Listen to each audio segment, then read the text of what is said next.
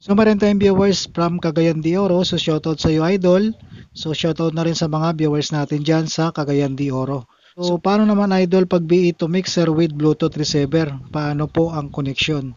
Kung ito ang tinutukoy nyo, idol, yung ating mixer ay mayroong Bluetooth o Bluetooth receiver. So itong ating B8 sound card, idol, pwede din natin to magamit na pang Bluetooth receiver. So receiver siya, wala siyang sender, So receiver lang din itong Bluetooth ng ating mixer. So ganun, idol, So dito, idol, may dalawang klase kasi tayo pwede magawa rito sa ating B8 sound card na pag pinadrive natin ito sa ating mixer, so kahit may Bluetooth ang ating mixer dito at saka itong B8 sound card, so gagamit pa rin tayo ng connector, mga idol, papunta rito sa input or line input ng ating mixer.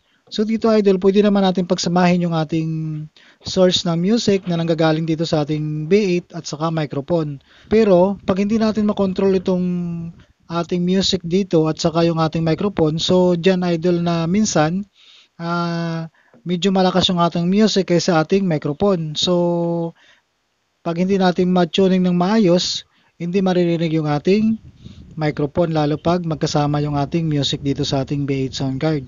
So mamaya iparinig din natin, idol. So pag-adjust na lang din natin yan, idol, itong company, ito, at saka microphone. Dahil itong monitor, control dito sa dalawa na to, company at saka microphone. Iparinig din natin kung paano ang maganda, kung pagpilian mo na lang mamaya kung anong pwede nyong gagawin.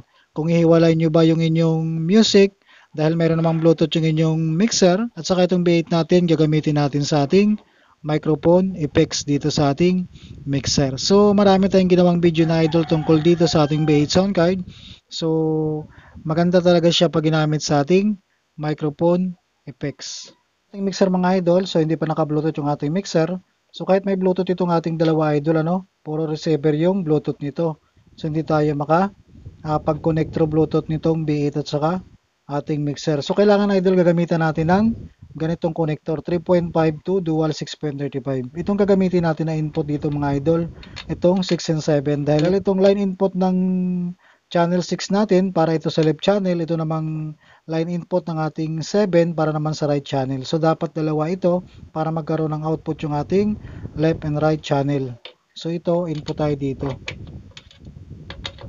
So dito, idol, pagsamahin natin yung ating music dito at saka microphone. So sa ganitong setup, mga idol, itong unang ipapakita natin para may pagpipilian kayo o kayo, idol, para kung saan nyo gusto gagamitin itong B8 sound card, sa music ba or sa microphone. So katulad nito, output tayo dito sa ating B8 sound card.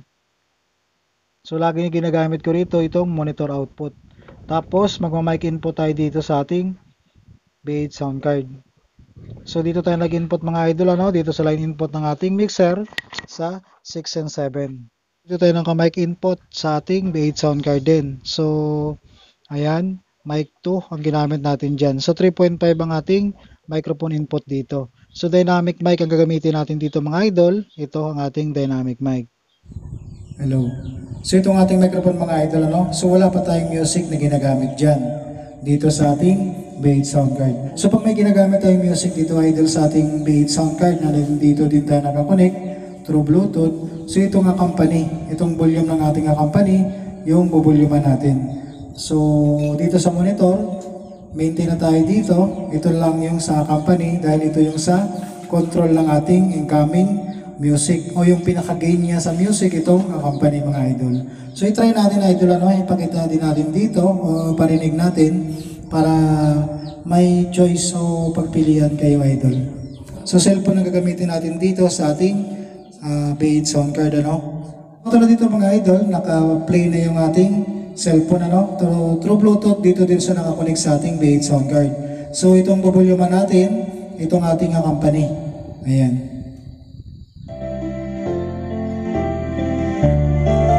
Sound check, mic test.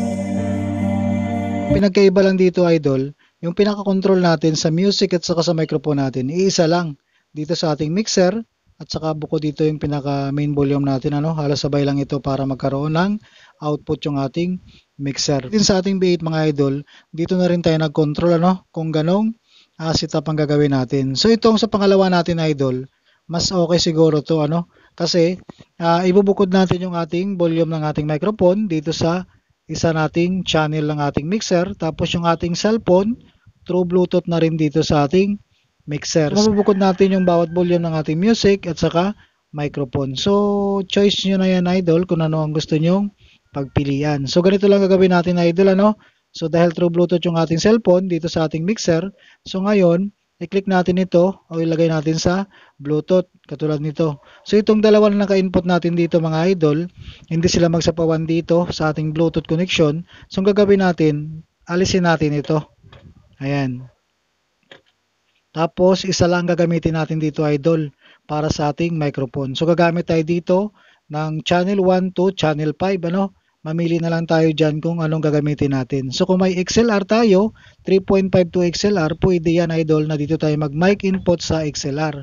So, itong gagawin lang natin, dito tayo mag-mic input sa channel 5, gamit itong 6.35. So, isa lang gagamitin natin dito, itong line input. Ayan. So, microphone na lang gagamitin natin dito sa ating B8. So, wala tayong binago na output sa ating B8, mga idol. So, ang gagawin lang natin, i-disconnect lang natin yung Bluetooth ng ating cellphone dito sa ating B8 at dito na tayo magko-connect sa ating mixer.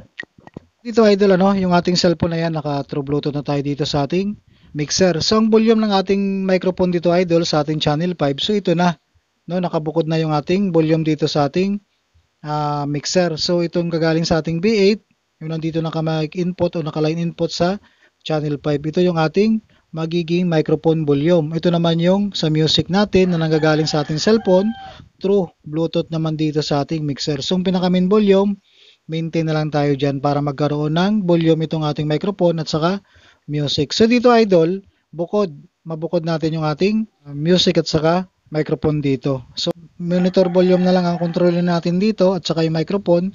Company, wala na tayong i-control dyan dahil wala na tayong music na ginagamit. So, ito ulit yung ating microphone. Hello. Let's sound check. Mic test. Bawasan natin ng echo. Ayan. So, ito yung sa ating microphone. Naka channel 5 tayo. So, music natin dito sa ating 6 and 7 dahil naka Bluetooth tayo. So, maglagay na tayo ng music, mga idol, dito sa ating mixer, ano? Ayan.